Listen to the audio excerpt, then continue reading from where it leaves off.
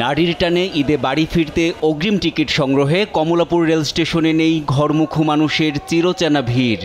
কাউন্টারগুলোতে বিক্রি হচ্ছে না ঈদের টিকিট। এবারও শতভাগ ট্রেনের টিকিট বিক্রি হচ্ছে অনলাইনে। 14 মার্চ থেকে শুরু হওয়া অগ্রিম টিকিট বিক্রি চলবে 20 মার্চ পর্যন্ত। এতে করে 10 দিন আগে টিকিট সংগ্রহ করতে পারবেন যাত্রীরা। তবে অনলাইনে অগ্রিম টিকিট পেতে কেউ কেউ জানাচ্ছেন ভোগান্তির কথা। অনলাইনে টিকিটের জন্য ট্রাই করলাম, অনলাইনে টিকিট পাই নাই।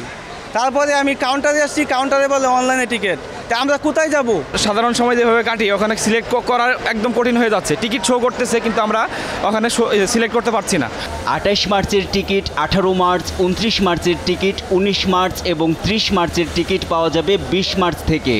ঈদ পরবর্তী ফিরতি যাত্রীদের টিকিট বিক্রি হবে 24 মার্চ থেকে 30 মার্চ পর্যন্ত। এদিকে বাস পরিবহন সংশ্লিষ্টরা বলছেন অগ্রিম টিকিট বিক্রিতে তেমন সাড়া নেই। ইনশাল্লাহ আগামী 4-5 দিন পরেই আমরা ইনশাল্লাহ সব রোডে অ্যাভেলেবেল যাত্রী পাবো, অ্যাভেলেবেল গাড়িও থাকবে আমাদের পর্যাপ্ত। এবার পর্যাপ্ত পরিমাণ আমাদের কোম্পানি থেকে গাড়ি দেওয়া হচ্ছে।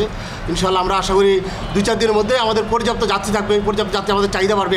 নৌপথে চলছে ঈদযাত্রার শেষ মুহূর্তের প্রস্তুতি। মেরামত করা হচ্ছে লঞ্চগুলো, চলছে সৌন্দর্য বর্ধনের কাজও। তবে টিকিট বিক্রি এখনও শুরু হয়নি। দক্ষিণাঞ্চলের সড়কপথের উন্নয়নের কারণে এবারও যাত্রী কম হওয়ার শঙ্কা করছেন লঞ্চ পরিবহন সংশ্লিষ্টরা।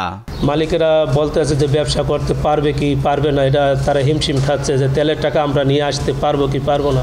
ঈদ ঘনিয়ে আসার সঙ্গে সঙ্গে যাত্রী সমাগম বাড়বে বলে আশা পরিবহন সংশ্লিষ্টদের। NI নাহিদ, দেশ টিভি, ঢাকা।